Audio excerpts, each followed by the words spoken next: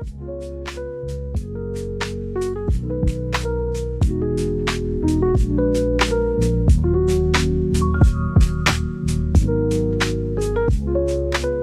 know, Penelope has been, their whole big thing is finished bourbons. We're going to finish it in something different.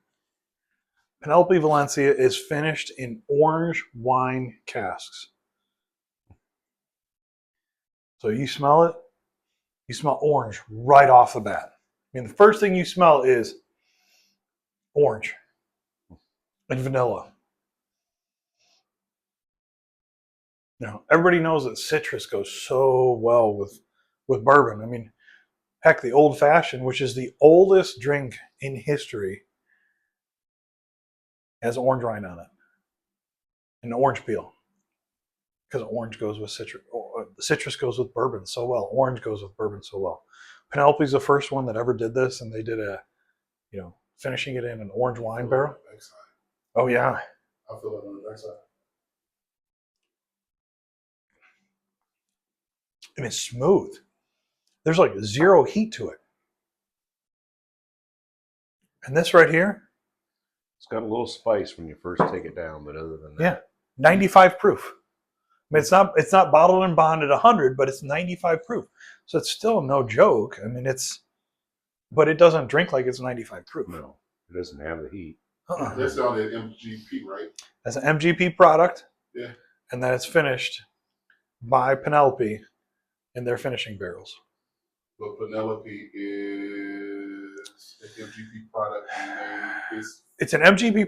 The product's made by MGP, and then they finish it in a barrel to do their whole finishing series.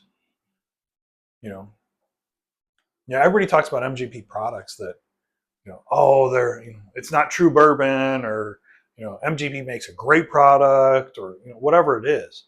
But at the end of the day, MGP has however many mash bills that they come up with, and then we're going to sell it out to any distillery that wants to buy it, and then they do a finishing series.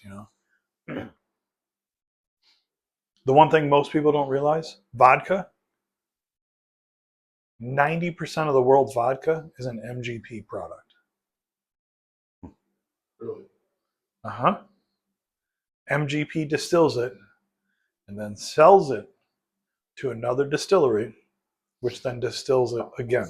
So if you look at vodka, it'll say it's 3 times distilled, 5 times distilled, 10 times distilled, whatever it is. It's distilled that many more times at whatever distillery it is. Absolute, Tito's. Pick any vodka brand you can come up with. But MGP won't let you do a tour. No. It's kind of crazy to be YAO. It's a mass production facility. I mean, they're producing volume to then sell, to the smaller producers, to the craft distillers. You think about bourbon. For something to be bourbon, it's got to be 51% corn. It's got to be aged in new white oak barrels, charred white oak barrels. It's got to be aged for X amount of years. How many years? 4 years. And that's just for it to be a bourbon. To be a bourbon. But here's the thing: like, if you're going to start a business, do I have 4 years, 6 years to perfect my mash bill, and then start selling a product? Do I have that much money sitting on the shelf that I can bankroll something for 6 years before I actually see a return? The craft distilleries only allow it 2 years or less. Correct. And the reason for that is they're not using a 53-gallon drum. They're using a 10-liter drum. They're using a 5-liter. They're using a 10-gallon or a 20-gallon. Because now you're getting so much more interaction with the wood, in a smaller barrel like that. They can do that. We've seen a lot of local distilleries and do still it. declare it as bourbon. And technically, it's not bourbon; it's whiskey at that point. Right. Yeah. Explain that. Well, it hasn't been aged for the 4 years. It doesn't have the age statement. I mean, To be bourbon, it has to meet very distinct and specific criteria. It's got to be 51% corn. You can make up the other 49% with whatever you want, but it's got to be 51% corn. Has to be. So that brings an argument to the table then. With Jack. But that's fine. But at the end of the day, it has to follow a specific procedure. It is 51% corn, aged in new white oak charred barrels for a minimum of 4 years.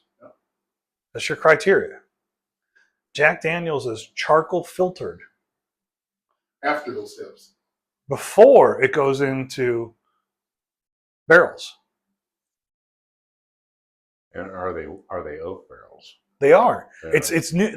They meet all the other same criteria as traditional bourbon, but because it's charcoal filtered, that's another process and another step that's added in there that is not part of what makes bourbon bourbon. The reason that bourbon becomes so successful is it has its own charcoal filtering. Because you have a charred oak barrel, you have charcoal on the inside of this barrel that's filtering out all the impurities.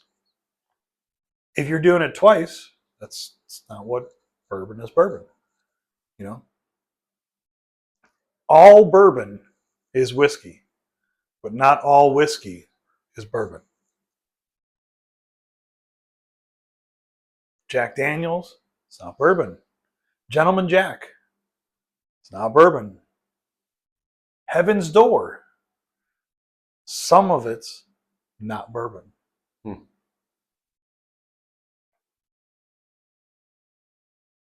Doesn't mean it's a bad product. Right.